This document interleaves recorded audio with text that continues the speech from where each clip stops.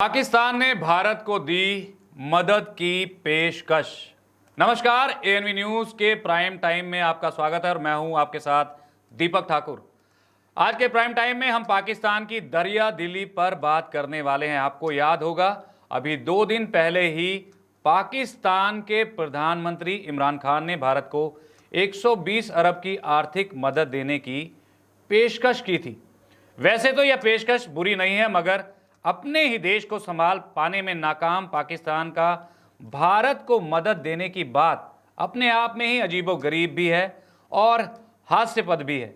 कहाँ तो विश्व बैंक पाकिस्तान को अपने हालात संभालने की वार्निंग पर वार्निंग दे रहा है और कहाँ कंगाल पाकिस्तान भारत को मदद देने की पेशकश कर रहा है। आज पाकिस्तान की हालत यह है कि चालू वर्ष में यहाँ महंगाई दर 13.1% तक पहुंच गई है, जबकि पिछले साल यही दर 7.1% थी। यानी कि एक ही साल में सीधे सीधे 6% की महंगाई दर का बढ़ना पाकिस्तान के टूटने की तरफ साफ इशारा करता है। अफसोस इस बात का है कि देश की इतनी पतली हालत होने के बावजूद पाकिस्तान के हुक्मरान भारत के खिलाफ प्रॉक्सी वार यानी छद्म युद्ध से बाज नहीं आ रहे हैं। 2 दिन पहले ही भारतीय सेना ने पाकिस्तानी आतंकवादी संगठन लश्कर-ए-तैयबा और तालिबानी आतंकवादियों की भारत पर हमला करने की एक बातचीत को इंटरसेप्ट किया था। अपने कर्मचारियों को वेतन देने के लिए पैसे नहीं होने का रोना रोने वाला पाकिस्तान कैसे अपनी खुफिया एजेंसी के आईएसआई के लिए फंड मुहैया करवा रहा है, बहुत ही हैरानी की बात है। सीमा पर फायरिंग तो रोज की बात हो गई है। हेल्थ सेक्टर की बात करें तो कोरोना काल में पाकिस्तान में मौतों का सिलसिला थमने का नाम नहीं ले रहा है। पाकिस्तान के पास ना तो दवाइयां हैं, ना टेस्ट किट्स हैं और ना हॉस्पिटल हैं और ना ही बेड मुहैया है। सोशल मीडिया पर ऐसे बीसियों वीडियो मौजूद है, क्योंकि चीन में कुत्ते का मांस खाया जाता है तो कहीं चीन को पाकिस्तान के कुत्ते के मीट के लिए बेचने की सलाह दी जा रही है, तो कहीं गधों का कारोबार बढ़ाने की खबरें और चुटकुले वायरल हो रहे हैं। यही हालात इंफ्रास्ट्रक्चर की भी है। कहीं सड़कें नहीं हैं तो कहीं पब्लिक ट्रांसपोर्ट सिस्टम गायब है। एक विमान दुर्घटना ने पाकिस्तान एयरलाइंस की बदहाली की भी पोल खोल कर रख दी। तकनीकी खराबी की वजह से यह प्लेन क्रैश हो गया था। बाद में बताया गया कि यह विमान चीन सरकार ने पाकिस्तान को किराए पर दिए थे और लंबे अरसे से इनकी रिपेयर नहीं हुई थी। अब यही हालत पेट्रोल और डीजल की है। पाकिस्तान में पेट्रोल और डीजल की राशनिंग की जा रही है। क्या आपको इस बात का ज्ञात है? जी हां, आपको मैं बता दूं, दुपहिया वाहनों को 300 रुपया और 4 पहिया गाड़ियों को 1000 से ज्यादा का पेट्रोल डीजल नहीं दिया जा रहा है। डीजल महंगा होने की वजह से खाने पीने के सामान के आपूर्ति नहीं हो पा रही है। ऐसे में पाकिस्तान का डूबना लगभग तय है। लोगों को खाना पीना नहीं मिला तो लूटपाट की घटनाओं का बढ़ना भी निश्चित है। यूं भी पाकिस्तान में कानून व्यवस्था की हालत किसी से नहीं छिपी है। आए दिन ईश निंदा के नाम पर किसी को भी तड़पा तड़पा कर मार दिया जाता है। खास तौर पर हिंदू परिवार सबसे ज्यादा पाकिस्तान में खतरे में है। कुल मिलाकर पाकिस्तान अल्लाह मियां के भरोसे बैठा है। कोरोना काल में इमरान अपने देश में लॉकडाउन तक नहीं लगा पाए। नतीजतन पाकिस्तान में कोरोना के मरीजों की तादाद दिनों दिन बढ़ गई है। पाकिस्तान की कुल आबादी करीब 22 करोड़ के आसपास है। कोरोना की बात करें तो पिछले महीने तक पाकिस्तान में कोरोना के मरीजों की तादाद 1 लाख पहुंच गई थी, जबकि ताजा आंकड़े अभी तक हासिल नहीं है। गुजरे 15 दिनों में यह तादाद लगभग 2 लाख तक पहुंचने का अंदेशा जताया गया है।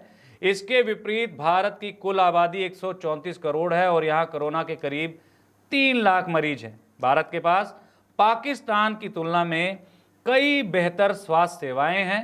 स्वास्थ्य सेवाओं के मामले में पाकिस्तान भारत के सामने कहीं भी टिक नहीं सकता, ठहर नहीं सकता। ऐसे में पाकिस्तान की अपनी यह हालत होने के बावजूद भारत को मदद की पेशकश देना अपने आप में किसी मजाक से कम नहीं है। खुद पाकिस्तान कर्ज के जाल में इस कदर फंसा हुआ है कि जल्द इसके बाहर निकलने का कोई रास्ता भी नजर नहीं आ रहा है। पाकिस्तान पर विश्व बैंक का भारतीय करेंसी में कहें तो 2,42,09,000 करोड़ का कर्ज अभी बाकी है देना। इसके अलावा चीन और अरब देशों से ली गई मदद का कोई हवाला ही नहीं है। इतना पैसा आखिर गया कहां, कोई नहीं जानता। पिछले 7 दशकों में पाकिस्तान में कोई बड़े उद्योग स्थापित नहीं हुए हैं। ऐसा भी नहीं है कि पाकिस्तान की आबादी भी इतनी नहीं है कि देश को चलाने के लिए इतनी बड़ी रकम कहीं खप गई हो।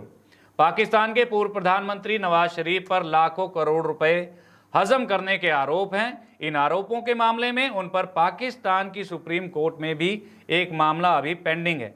इन आरोपों के मामले में खुद इमरान भी अछूते नहीं हैं, उन पर भी हेरा फेरी के आरोप लगते रहे हैं।